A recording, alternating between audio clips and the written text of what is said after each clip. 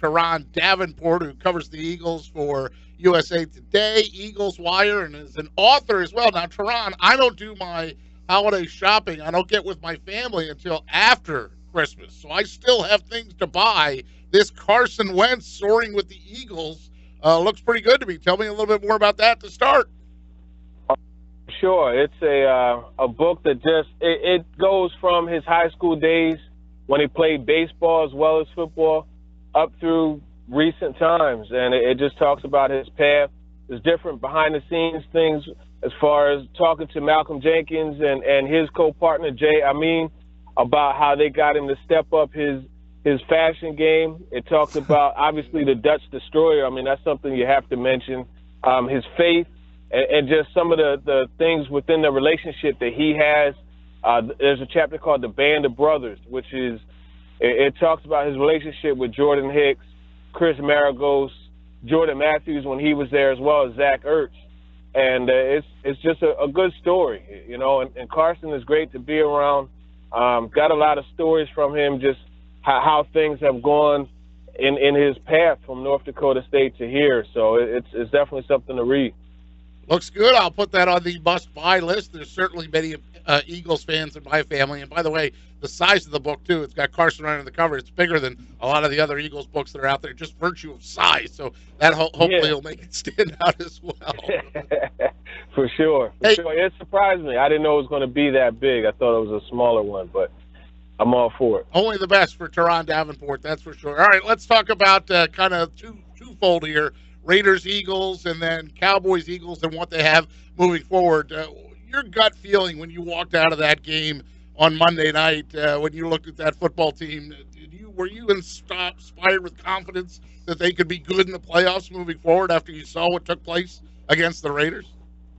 No, honestly, I said to myself, if they play like this, they're going to be one and done. And that's the thing. I mean, if they play like that, but when you look at that game, you go back and look at it, outside of maybe 2 or 3 plays, the defense played pretty well overall. And then just the fact that they were able to do some of the things that they did late in the game, 5 turnovers in one half. I mean, that's remarkable. And then you also look at that final drive, and I know it was only 21 yards, but that final drive gave you the timing and the type of passing game that you would want to see from a team that is expected to get into the playoffs. So initially I was like, I don't think they'll do well. I still think they would struggle against a team like the Rams or the Saints more than a team like the Vikings. But, that's something else we could talk about. But, yeah, I mean, it's going to be tough for them regardless. Turron Davenport with us. Today was coordinator day, and since you mentioned the 5 turnovers, we'll start there. And I'm looking on your Twitter feed. Follow Turron at @TDavenport_NFL, and you've got the strip sack there by Chris Long. I think the entire Delaware Valley was like, ball, ball, ball, as he ran away from a live football. His tweet was pretty funny where he realized, look, sorry, Philadelphia, that's my bad. But it's a little odd. Was it surprising to you, I guess, to see a defense just turn the switch like that, be so bad for so long, and then all of a sudden, oh, here we are? I mean, what changed? Yeah, that was surprising, and it's just one of those things where the sense of urgency was just turned up. You look at that sack strip, and that's something, you know what, when it's pressure time, Chris Long just seems to know when it's time to get that sack and get that strip as well. I mean, he did it against, I believe it was the Rams. Yeah, the Rams. He did it against the Chargers also. So, and now you see it happening last week. And I think that's just a matter of just having a feel for when your team needs a play to be made. But then you also have to look at Malcolm Jenkins and how he literally just said, look, I'm taking this football. You don't deserve it. I'm taking it. And he ripped it out of Jalen Richard's hands. And that was a key turnover because they were getting ready to kick a field goal that would have put them ahead. So that defense, they kept them in it for sure. And it's just one of those games where they had to pick up for the offense that was slacking. Turron, I like you left there thinking, boy, this could be one and done if they play like this on Monday, like they did on Monday night.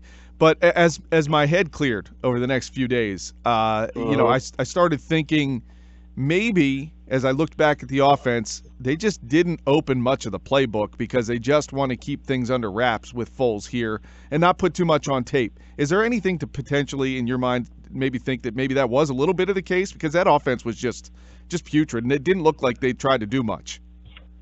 Yeah, I spent some time at the facility talking with G. Cobb about this, and we both came away with something that I think they need to do, and they need to start doing it soon.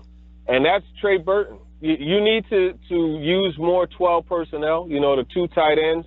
And I was telling G. Cobb, I said, listen, man, they need to run ace formation, have the 2 tight ends on the line of scrimmage and just run jerk routes with them, the Y sticks, those type of routes, and just let them match up against linebackers. So I think that's something that they need to come out with. And then in addition to that, when you're in that ace formation, you're giving the defense another gap to defend in the running game. So now it just makes it that much more difficult. I'm not saying use it consistently because you definitely have to get that matchup of Nelson Aguilar against their number 3 receiver. So that's something that they need to do. And I think they need to get more into the running game, and I think that's going to help when they use when they have Wisniewski back. So, yeah, I think they're scaling it back some, but I think it's time to unleash it. The rub routes, too. You look at how Alshon Jeffrey has some trouble getting that separation and getting open against Sean Smith, who they had travel with him. They tried to move Alshon around to give him an opportunity to make a play, but Smith was all over him. So what you have to do is find ways to get him open, run more rub routes and things like that. That's what teams are doing against the Eagles to a pretty good degree of success. So why not recreate what you're seeing from a defensive side of things? Another thing, too, that after the game, Torrey Smith was talking about how he believes all the kind of timing issues that receivers and Foles are having is things that can easily be fixed over 3 weeks of practice. But isn't there something, too, that they kind of need to run it out there and get it going in a game a little bit to kind of reinforce that, look, we should see a little bit of this first unit on Sunday? Oh, without a doubt. LeGarrette Blount, we were talking to him, and he said that he would really like to play. Obviously, it's the coach's decision, and he acknowledged that. They said he would like to play because he wants to have that rhythm. The same thing with Zach Ertz. So I think it's really that's what we need to talk about, Zach Ertz.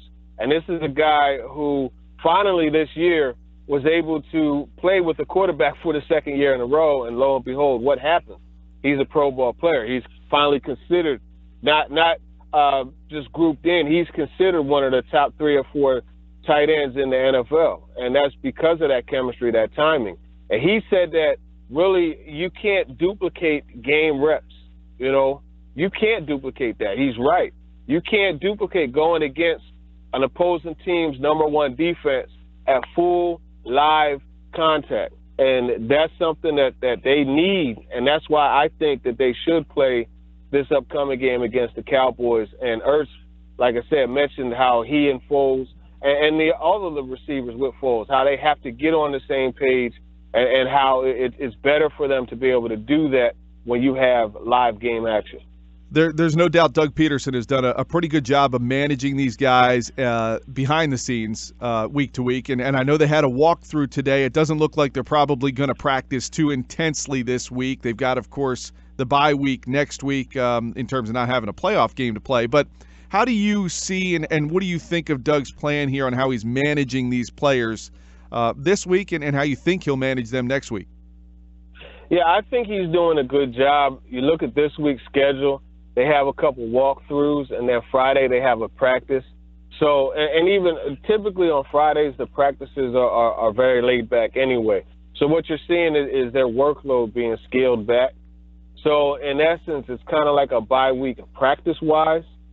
But that just goes back to what I'm saying, why they need to play on Sunday. So when I look at it, I think he's doing a good job of minimizing the workload, but maximizing the efficiency of it, meaning knowing that game action is the most crucial part to their development and of that chemistry. He's giving them rest on opposite that, in practice time. Now that I said that, watch the starters not play on Sunday, but you know how that goes. But I really think that he's doing a good job, though. Next week, we'll see. I think what he needs to do is keep the guys around. You don't need any, Giants receiver on the yacht type of recreations or Romo and Jason Witten going to Mexico type, things happening. So I think if he's smart, he'll keep the guys around next week also. Turron Davenport with us here on the Sports Bash. Follow him on Twitter at @TDavenport_NFL. He's USA Today, Eagles Wired, Eagles beat reporter. Joins us each week here on 97.3 ESPN. Now, Turron, Frank Reich spoke today, and today's coordinator day, so Frank Reich and Jim Schwartz. And when Frank Reich was asked about the two rookie receivers, he kind of, he didn't really have a very long answer about those guys. Does that mean he doesn't have a lot to say about them and doesn't think that they've come along, or is it just that matter of he's still locked in on Cowboys and playoffs? What did you interpret his answer or his short answer about Shelton Gibson and Mac Hollins to mean? Yeah, I think he's more locked in on this game at hand and the playoffs. The coaching staff, Mike Grohl has said it before. He's given Shelton Gibson credit for how he's been able to come around after a tough start. But I don't think Frank Reich is really concerned with that, because he was also asked about possibly interviewing for head coaching jobs. And he came out and said it, listen, my focus is on the Cowboys and winning games for the Philadelphia Eagles. So that just goes to show you what he's preoccupied with. I don't think it's anything too major. I think you'll see more snaps for Shelton Gibson on Sunday, but I don't think that it's anything major to get too caught up in. All right, we'll flip over to the defensive side, and I promised all our listeners that since you so intimately know the wide receiver position, you played wide receiver, maybe you can explain to us why the sluggo route keeps burning a particular member of the defense. Yeah, well, one of the things that Jim Schwartz said, and he was 100% right, it wasn't all on Jalen Mills. If you look at that route, and they finally released the all-22, so I got to look at it, from a true coach's film perspective. And the way Rodney McLeod bid on that, I'm not going to put it all on Jalen, because, as a safety, your job is to be deepest of the deep. So when you look at the route, right, the slow go, as a corner, you always want to keep things underneath you, and that slant route is probably the most difficult one to cover. So as a receiver, you know that if he lines up over top of you or even a shade outside, that you got it. And what you saw Amari Cooper do, he just gave that move, and an aggressive corner like Mills, you want to jump that. You want to come underneath and pick that off, because you're thinking, I'm going to get myself a pick six. And that's what he tried to do. And he was playing off in that case also, which, that's even easier for a receiver to get right into his route and get to that slant. So you had him jump that route, an aggressive guy, like I said. But if you look on the all-22, it shows McLeod coming up too. And I remember talking to Corey Unlin, the DB coach, about Rasul Douglas and Jalen Mills and their aggressiveness. And he said they have a green light to jump routes when they have safety help over top. Okay. So what does that tell me? That might have been on Rodney McLeod. And then you turn around and you look at what Jim Schwartz said today. He mentioned poor safety play on that. So it made me go back and look at that play again, and yet, lo and behold, you see McLeod actually is even with Jalen Mills as well as Amari Cooper. And receivers, we have a saying, if I'm even, I'm leaving, and that's what you saw. Turron Davenport with us. He has a green light to come on our show anytime that his window is available. So, of course, we thank you for coming on with us, buddy, and getting your insight. We know you're having a good day up there at the NovaCare Complex, chasing down all the interviews. We look forward to reading all your work. Don't forget that book again. What's the title, Turron? The title is Soaring with the Eagles, Carson Wentz. Just look for big number 11 on the cover and help out our buddy Turron Davenport. Good stuff out of you. We'll catch up with you after the Dallas game, as I'm sure we'll have plenty to talk about. I mean, it's Philadelphia. Couldn't this team just do something normal for once? They always have to be interesting, right? Oh, yeah. That's good for me, as a writer, and good for everyone else as readers. Good stuff out of Turron Davenport. Thank you so much, pal. We'll catch up with you again soon. Thanks, Turron. All right, you guys take care. Turron Davenport, USA Today, Eagles Wire.